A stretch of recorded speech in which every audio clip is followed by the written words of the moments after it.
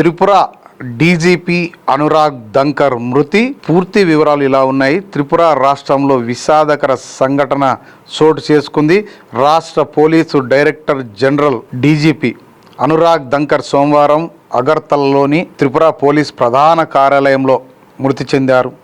ఈ ఘటన పోలీస్ శాఖతో పాటు దేశవ్యాప్తంగా తీవ్ర కలకలం రేపింది. అసలు ఏం జరిగిందంటే, అధికారుల సమాచారం ప్రకారం సోమవారం మధ్యాహ్నం అనురాగ్ దంకర్ పోలీస్ ప్రధాన కార్యాలయంలో అపస్మారక స్థితిలో కనిపించారు.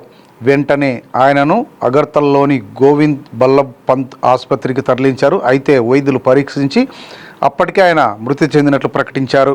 ఈ సమాచారం వెలుగులోకి వచ్చిన వెంటనే త్రిపుర ముఖ్యమంత్రి డాక్టర్ మాణిక్ సహా సీనియర్ ప్రభుత్వ అధికారులు, ఉన్నత పోలీసు అధికారులు ఆసుపత్రికి చేరుకొని పరిస్థితిని సమీక్షించారు.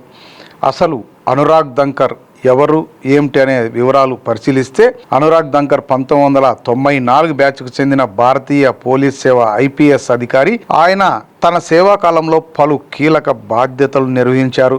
2025లో త్రిపుర రాష్ట్ర డీజీపీగా బాధ్యతలు స్వీకరించారు.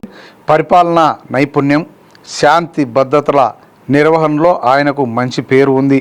ఈ ఘటనకు కేవలం 2 రోజుల ముందు జరిగిన అధికారిక పోలీస్ పాసింగ్ అవుట్ పరేడ్లో కూడా ఆయన పాల్గొని తన విధులను సాధారణంగానే నిర్వహించారు. దర్యాప్తు ఈ విధంగా సాగుతోంది. అనురాగ్ దంకర్ మరణానికి గల ఖచ్చితమైన కారణాన్ని అధికారులు ఇంకా అధికారికంగా వెల్లడించలేదు. కొన్ని ప్రాథమిక మీడియా కథనాల్లో ఆత్మహత్య కోణాన్ని కూడా దర్యాప్తు చేస్తున్నట్లు పేర్కొన్నప్పటికీ దీనిపైన ఇప్పటి వరకు ఎలాంటి అధికారిక నిర్ధారణ లేదు. పోస్టుమార్టం నివేదిక, ఫోరెన్సిక్ పరీక్షలు, పోలీసు దర్యాప్తు పూర్తయ్యాకనే అసలు కారణాలు వెల్లడయ్యే అవకాశం ఉంది.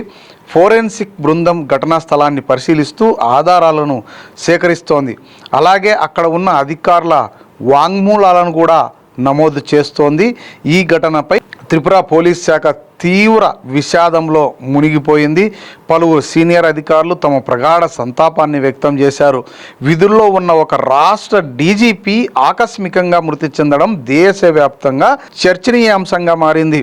ప్రస్తుతం అనురాగ్ దంకర్ మరణానికి గల కారణంపై అధికారికంగా ఎలాంటి తుది నిర్ధారణ వెలువడలేదు.